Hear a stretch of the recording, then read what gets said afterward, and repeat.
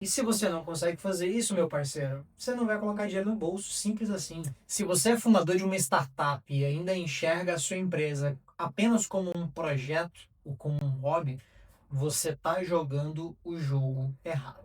Startups são empresas que funcionam como ativos financeiros, não apenas para os seus fundadores, para os sócios ali que começaram a empresa, mas principalmente para o mercado, para investidores, para stakeholders, para advisors, conselheiros, para eventuais colaboradores-chave que você vai atrair ali através de programas de remuneração ou de equity, como partnership, stock options, vesting. A sua empresa precisa ser enxergada como um ativo financeiro. Ela precisa ser vista como um negócio que tem um potencial de valorização significativo e eventualmente exponencial nos próximos anos, porque é só assim que você vai colher os resultados do seu trabalho como fundador de uma startup. Quando o investidor olha para o seu negócio, para a sua startup, uma coisa interessante é que ele não vai olhar apenas pitch, produto, serviço, ou mesmo os fundadores. Claro que todos esses elementos em conjunto, eles formam aquilo que transforma a sua startup num ativo financeiro. Mas a pergunta essencial que o investidor se faz ao olhar para a sua startup é: esse negócio, ele tem capacidade de crescer, de escalar? Ele tem capacidade de gerar um retorno significativo do ponto de vista de valorização de mercado da empresa em si? Eu não estou falando aqui de lucro, tá? E aí entra a primeira red pill que você tem que carregar com você. Startups não foram feitas para dar lucro. Muitas startups, empresas de tecnologia, ficaram anos, muitas vezes, sem gerar lucro, sem distribuir dividendos para os sócios, para os fundadores, mesmo sendo empresas que cresciam absurdamente. Por quê? Porque o propósito principal de uma empresa de tecnologia, de uma startup que se vê como um ativo financeiro, é se valorizar, é tomar espaço no mercado, é garantir que tem product market fit, é garantir novas soluções, é expandir a sua base, é aumentar a sua receita, recorrente preferencialmente. Não adianta criar uma startup com receitas pontuais, porque você não tem previsibilidade futura de receita. Uma startup, ela olha para o futuro, ela se direciona, se aponta para o futuro. Então, enxergar a sua empresa como ativo financeiro começa por você, que é o fundador da empresa. E se o investidor ele não enxergar dentro do seu negócio possibilidade de valorização, ele não vai colocar dinheiro.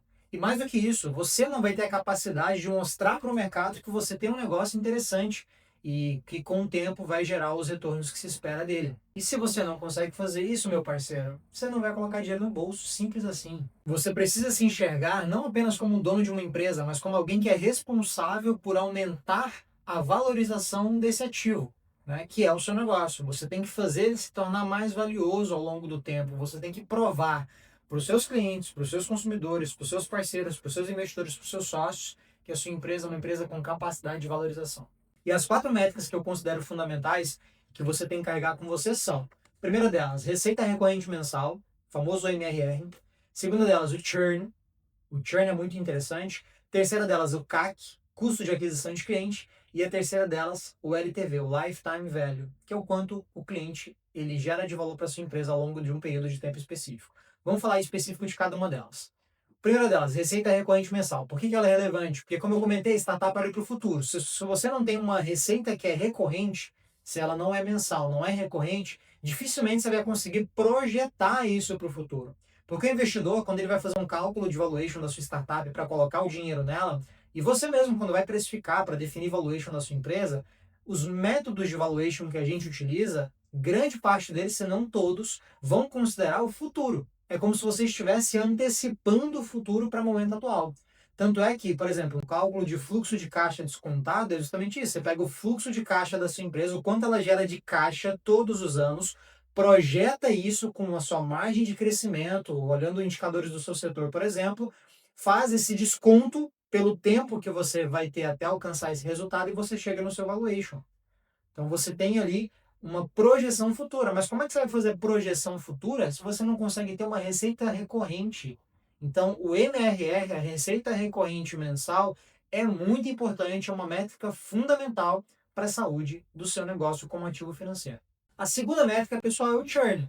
Porque não adianta nada você. Minha janela fechou aqui agora.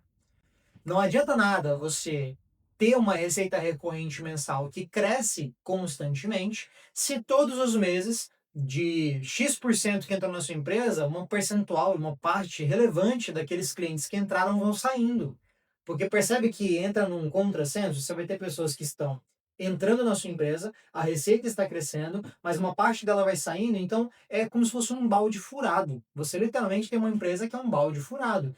Ele se enche, você tem novas receitas, tem um crescimento relevante, mas os clientes vão saindo, e se você não contém isso de forma estratégica, sua empresa deixa de ser um ativo financeiro atrativo, ainda que esteja crescendo. A próxima métrica, pessoal, é o CAC, o custo de aquisição de cliente, ou seja, o quanto você gasta para atrair um novo cliente para sua base. Por que isso é relevante? Porque se você está gastando muito para trazer novos clientes, ou você faz uma reprecificação do seu negócio, você consegue identificar ali um preço que seja mais saudável, né?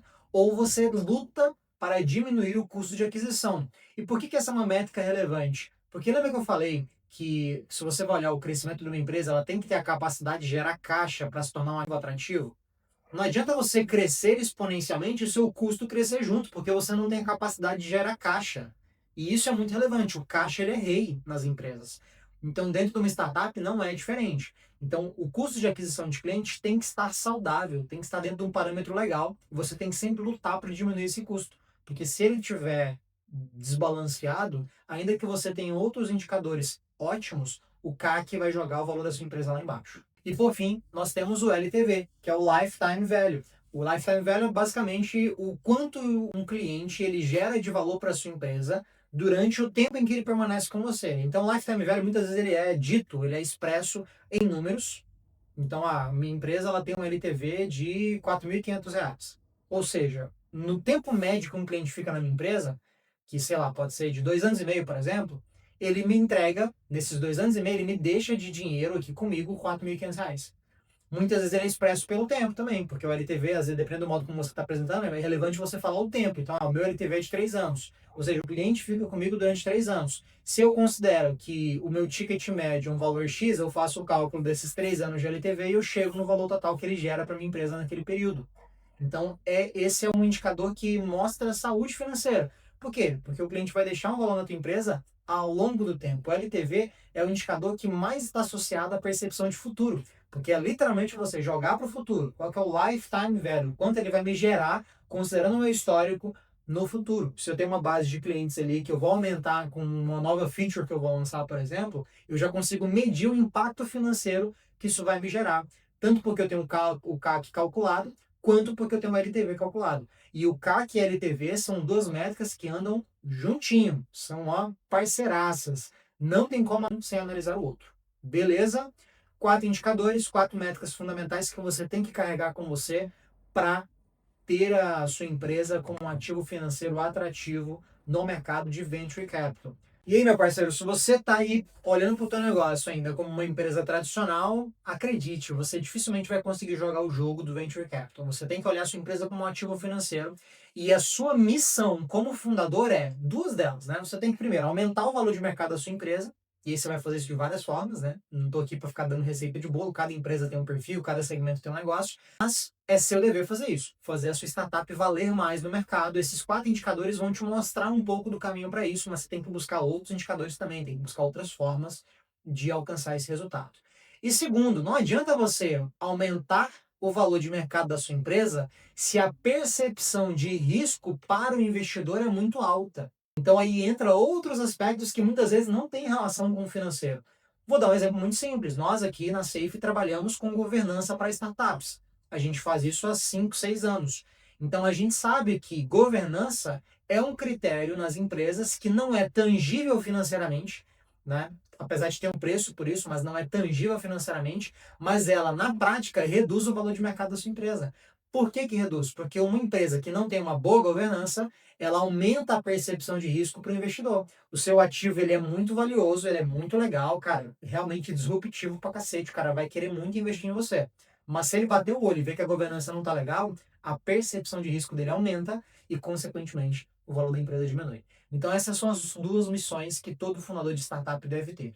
Observe as 4 métricas que eu falei para vocês aqui nesse vídeo de hoje. Observe aspectos que vão aumentar, ou melhor, que vão diminuir a percepção de risco do investidor, e você vai ter um caminho, uma jornada virtuosa de sucesso na sua empresa. E para que você tenha um caminho e um mapa para fazer isso, porque eu sei que é difícil, pessoal, eu sei que é muito complicado, tem muita coisa aí na internet, tem um caminho, uma jornada que empreender aqui no Brasil, principalmente, é muito difícil. E muitas vezes você não vai deixar de captar investimento ou perder uma oportunidade porque você tem uma empresa ruim, ou um produto ruim, ou mesmo um time de fundadores que não é adequado. Muitas vezes você perde uma oportunidade de investimento porque você não tem um plano. E nós queremos te ajudar com isso. É por isso que eu montei o Desafio Captação Sem Erros, que são 4 encontros que a gente vai realizar agora no finalzinho deste mês de agosto, tá? Entre os dias 18 e 25. Serão 4 encontros ao vivo aqui no canal do YouTube, onde eu vou te mostrar, tá? Eu vou te mostrar em 4 dias como fazer a sua empresa se tornar um ativo financeiro mais desejável pelo mercado através da redução da percepção de risco do investidor.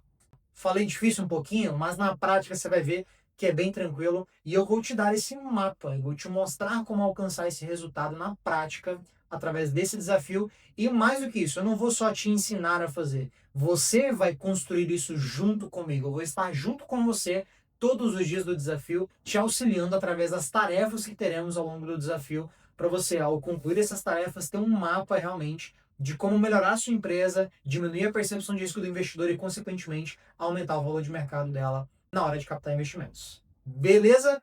Link para se inscrever está aqui na descrição. Eu te espero no desafio. Daqui a pouquinho a gente vai começar. Espero que tenham curtido o vídeo de hoje e a gente se vê no nosso próximo vídeo. Até lá!